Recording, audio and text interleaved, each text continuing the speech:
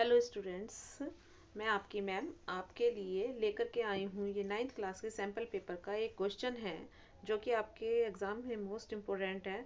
और इसको आप देखेंगे। फ्रांसीसी क्रांति की शुरुआत में मध्यम वर्ग की भूमिका का वर्णन कीजिए। यानी जब फ्रांसीसी क्रांति की शुरुआत हुई तो उसमें मध्यम वर्ग ने क्या भूमिका निभाई, क्या उसका रोल रहा फ्रांसीसी क्रांति में। मतलब जब फ्रांसीसी क्रांति की शुरुआत हुई थी उसमें तो किस तरीके से उसने अपना रोल प्ले किया था।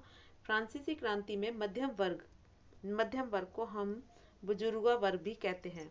तो बुजुर्गा वर्ग ने क्रांति के बौद्धिक और राजनीतिक आधार तैयार करने, आर्थिक स्वतंत्रता की मांग करने और संवैधानिक सरकार तथा समान अधिकारों की वकालत करने में महत्वपूर्ण भूमिका निभाई थी। तो आप इसमें आप अच्छे तरीके से देख पा रहे होंगे कि मध्यम वर्ग की भूमिका जो थी वो समान अधिकारों की वकालत करने में, आर्थिक स्वतंत्रता की मांग करने में और संवैधानिक सरकार के बनाने में जो उनकी मांग थी, उनकी बहुत महत्वपूर्ण भूमिका उसमें रही है। उन्होंने ज्ञानोदय के विचार को फैलाया।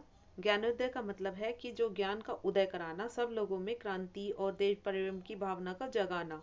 इस विचारों को उन्होंने जो है वो फैलाया, चाहे वो किताब के माध्यम से फैला हो, चाहे प्रचार प्रसार के माध्यम से। राष्ट्रीय सभा के गठन में नेतृत्व किया उन्होंने। जो नेशनल असेंबली थी उसके उस सभा का जो गठन हुआ था उसका उन्होंने लीडरशिप की थी, उसको रिप्रेजेंटेटिव किया था उनको। और कानून के समक्ष समानता और सामंती करों को जो उन्मूलन जैसी सुधारों की मांग करके उन्होंने पुरानी व्यवस्था को चुनौती दी थी। उन्होंने कहा था कि कानून के समक्ष समानता जो है वो सभी वर्गों में समान होनी चाहिए। और जो सामंती कर लगते हैं, जैसे राजा को टैक्स देना है या चर्च को टैक्स देना है, उन टैक्सेस में भी सुधार किया जाना चाहिए। ये मांग की थी मध्यम वर्ग ने।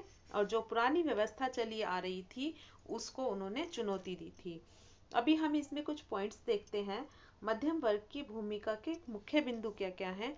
वो हैं आपके बौद्धिक नेतृत्व, आर्थिक जो मांगे हैं वो आर्थिक मांगे, राजनीतिक अधिकार, पुरानी व्यवस्था को चुनौती देना, क्रांतिकारियों का समर्थन करना और राष्ट्रीय सभा का गठन करना। ये जो नेशनल असेंबली का गठन हुआ था उसका गठन करना। इसको हम कुछ शब्दों में कैसे समझेंगे, ये देखेंगे हम। संक्षेप में क्या है कि मध्यम वर्ग क्रांति का एक प्रमुख चालक था।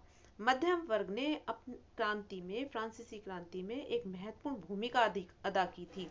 अगर मध्यम वर्ग साथ न देता तो जो निम्न वर्ग था वो कुछ भी नहीं कर सकता था। जिसने अपनी